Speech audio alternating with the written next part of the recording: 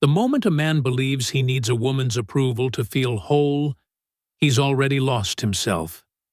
This isn't just about her, it's about the void within him, a gaping wound of insecurity that whispers he's not enough without her validation. The original narrative speaks of chasing, pleasing, and proving oneself, but beneath this lies a deeper truth. Dependency is a betrayal of self. Every text sent in desperation, every moment spent decoding her silence is a surrender of his power. This man is not just invisible to her, he's invisible to himself, trapped in a cycle of seeking external worth while neglecting his own. The pain here is palpable, a gnawing fear of rejection that drives him to orbit her world, shrinking his own. Psychologically, this is dependency masquerading as love, a learned helplessness that society often romanticizes as devotion. He's been taught to be soft, to beg, to prioritize her happiness over his purpose, but this only deepens his disconnection. The more he gives, the less she respects him, not because she's cruel, but because his neediness signals a lack of self-leadership. He becomes a comfort object, not a partner, and the love he craves slips further away. Solution: to break this cycle, he must reclaim his inner world.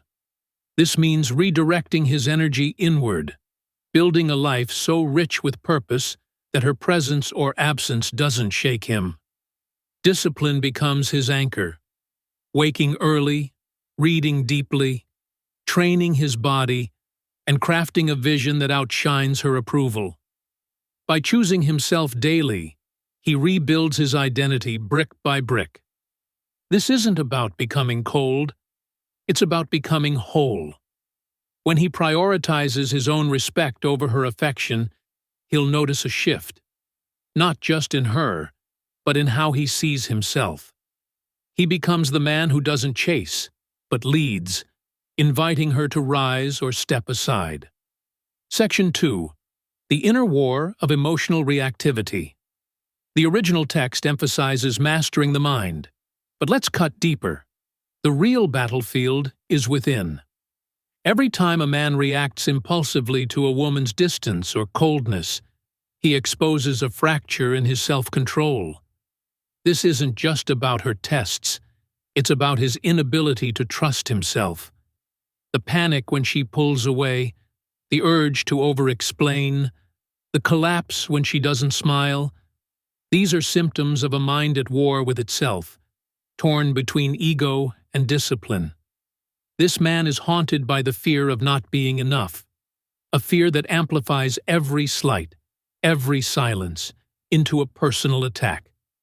This internal chaos is exhausting. He's not just reacting to her, he's reacting to a lifetime of conditioning that equates his worth with external validation.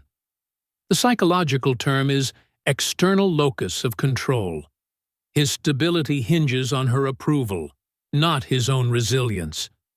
When she tests him, she's not just probing his strength, she's revealing his fragility. The pain of this realization stings. He's been living on emotional autopilot, letting her mood dictate his peace. Solution: healing begins with stillness. He must train himself to pause, to breathe through the impulse to react, and to respond from a place of clarity, not fear. Stoic practices like journaling or meditation can help him observe his thoughts without obeying them. By building rituals, daily exercise, focused reading, or deliberate silence, he forges a mind that doesn't bend to chaos.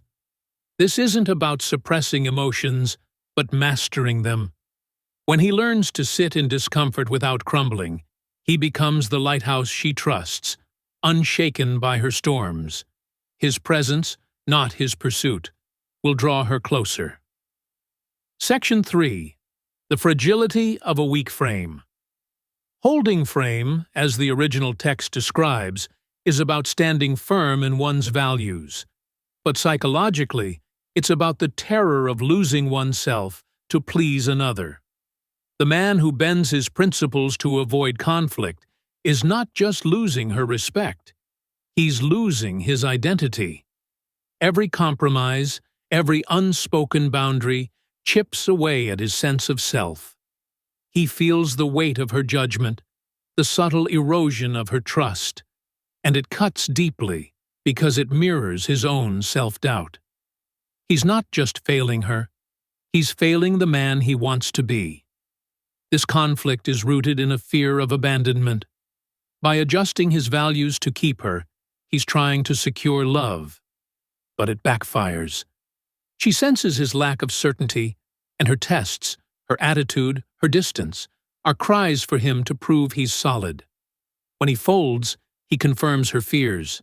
He's not the rock she needs. The pain of this dynamic is mutual.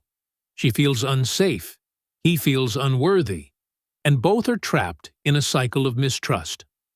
Solution: to rebuild his frame, he must define his non-negotiables and live them relentlessly. This means saying no with calm confidence, not anger, when boundaries are crossed. It's about auditing his life like a king audits his court. Who adds value? Who drains it? By prioritizing his mission over her moods, he creates a reality she can either join or leave. This clarity isn't cruel, it's liberating. It allows her to feel safe in his certainty, to trust his direction. When he holds his frame, he's not just leading her, he's leading himself back to wholeness. Section 4. The exhaustion of chasing. Chasing a woman's approval is a psychological treadmill, endless, exhausting, and leading nowhere. The original text warns against pursuit, but the deeper wound is the belief that his value depends on her choice. Every text sent to win her, every gift given to keep her, screams, "I'm not enough." This isn't love, it's desperation, rooted in a scarcity mindset that fears loss more than it values growth. The man who chases is running from himself, avoiding the harder work of building a life that doesn't need her to feel complete. This exhaustion is compounded by resentment. He gives everything, time, energy, dignity, but feels unappreciated. She pulls away, not because she's heartless, but because his pursuit feels like a burden. Psychologically, this is a power imbalance. He's handed her the script, asking her to lead, while she craves a man who leads himself. The pain of rejection stings, but the real wound is his disconnection from his own purpose. Solution: stop running. Turn inward and chase mastery instead. Mastery of his craft, his body, his mind.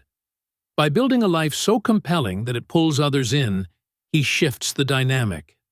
His discipline becomes his magnet, his focus, his allure. He doesn't need to chase because his presence invites.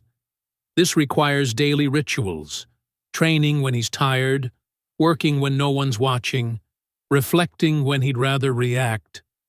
When he leads without chasing, he becomes the man she can't ignore. Not because he demands it, but because his life commands it. Section 5. Toxic relationships and the drain of energy. The second document highlights types of people who derail progress, and from a psychological perspective, these are energy vampires who exploit emotional vulnerabilities. The complainer, drama magnet, naysayer, victim, toxic positivist, manipulator, and time vampire each prey on different wounds. The need to be liked, the fear of conflict, the craving for validation. Their presence feels like a slow bleed, draining mental clarity and emotional resilience. The pain lies in the realization that these relationships mirror internal weaknesses, parts of the self that haven't yet learned to set boundaries or prioritize peace. For example, the complainer feeds on the listener's empathy, turning every interaction into a sinkhole of negativity. The drama magnet thrives on chaos, pulling others into their storms, while the naysayer projects their own fears, dimming the listener's confidence. The victim traps others in their narrative of helplessness, and the toxic positivist invalidates real pain with shallow optimism.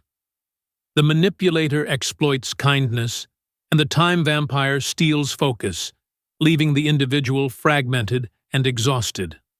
Solution: the Stoic path is clear. Guard your inner peace like a fortress. Limit exposure to these energy drains through boundaries. Say no, redirect conversations, or become selectively unavailable.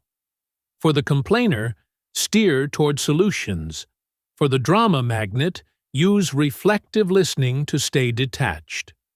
Challenge the naysayer's doubts with questions and show the victim empathy without rescuing them.